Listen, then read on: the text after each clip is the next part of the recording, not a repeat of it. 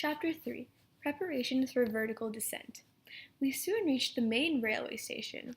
We traveled by train, then steamer, then by small boat until we reached Copenhagen. Finally, we arrived at the Phoenix Hotel in Brede Gate. Then we went to the Museum of Northern Antiquities. My uncle had a letter of introduction to the curator of this establishment. He was a friend of the Danish consul at Hamburg, Professor Thomsen. We were welcomed cordially. Needless to say, we kept the real reason for our trip a secret. Professor Thomsen placed himself at our disposal, and we visited the docks in order to find the next vessel to sail. I still hoped there would be no way of getting to Iceland, but there was no such luck.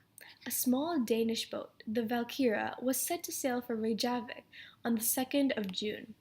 After the arrangements were made for our passage, we took a tour of the city. But my uncle was only interested in a certain church spire. He insisted we go to the top, more for my benefit than his. He wanted us to be prepared for the awesome heights and depths that we've encountered on our journey. At the top, the air made me dizzy. I felt the spire rocking with every gust of wind. My knees began to fail. Soon I was crawling, then creeping on my stomach. I closed my eyes. I seemed to be lost in space. At last I reached the apex, with my uncle dragging me up by the collar. "Look down!" he cried. I opened my eyes. My first lesson in dizziness lasted an hour. "Tomorrow we will do it again," said my uncle. And we did for 5 days in a row. The day prior to our departure, Professor Thomsen brought us letters of introduction to Mr. Finsen, mayor of Reykjavik, and Mr. Fredrickson, a professor. My uncle expressed his gratitude with a hearty handshake. On June 2nd, at 6 in the evening, all of our baggage was safely on board the Valkyria. The captain took us into a very narrow cabin.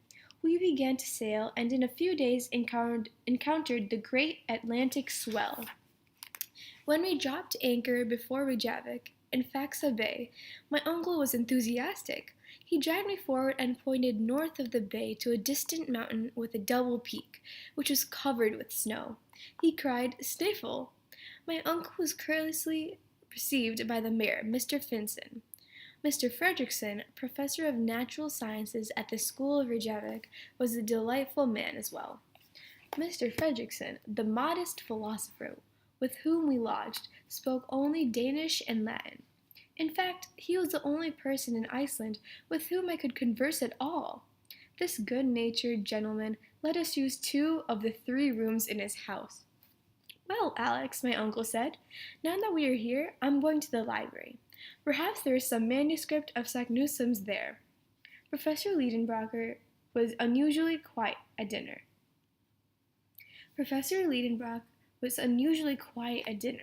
He spoke to me with his eyes as a reminder to keep silent about our plans. Mr. Fredrickson wanted to know if my uncle enjoyed his visit to the library and whether he had found what he was looking for.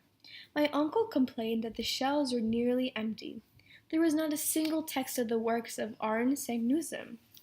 Arne Saknussemm was persecuted for heresy. His books were burned in 1573, Mr. Fredrickson explained. "Now it is all clear," said my uncle. "I see why he had to use a confusing puzzle to hide the secret." "What secret?" asked Mr. Fredrickson. "Have you some private document in your possession?" "No, I was only imagining," my uncle replied. "Oh, very well," answered Mr. Fredrickson, who was kind enough to not change the subject. "Oh, very well," answered Mr. Fredrickson, who was kind enough to change the subject. "I hope you will not leave our island until you have seen some of its mineralogical,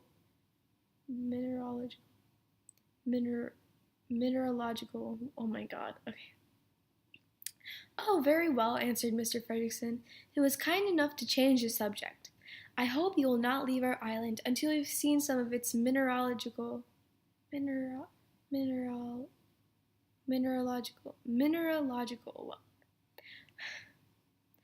"Oh, very well," answered Mr. Fredrickson, who was kind enough to change the subject. "I hope you will not leave our island until you have seen some of its oh my god, mineralogical. "Oh, very well," answered Mr. Fredrickson, who was kind enough to change the subject. "I hope you will not leave out Oh, very well, answered Mr. Fredrickson, who was kind enough to change the subject. I hope you will not leave our island until you have seen some of its mineralogical wealth. Certainly, replied my uncle, but surely all has been explored. Certainly, replied my uncle. Oh my God. Oh, very well, answered Mr. Fredrickson, who was kind enough to change the subject. I hope you will not leave our island until you have seen some of its mineralogical wealth. Certainly, replied my uncle, but surely all has been explored. I assure you, Professor, there is plenty left to discover. That mountain in the horizon is Sniffle, and is worthy of your time. Ah, said my uncle, as coolly as he could. Is that Snæfell? Yes, it's one of the most curious volcanoes. Its crater has scarcely ever been visited. Well, replied my uncle enthusiastically, that is where I will begin my studies. There, on that cephal vessel, what do you call it? Snæfell, replied Mr. Fredrickson. I am very sorry that I can't go with you, he added. Oh, no, no, replied my uncle.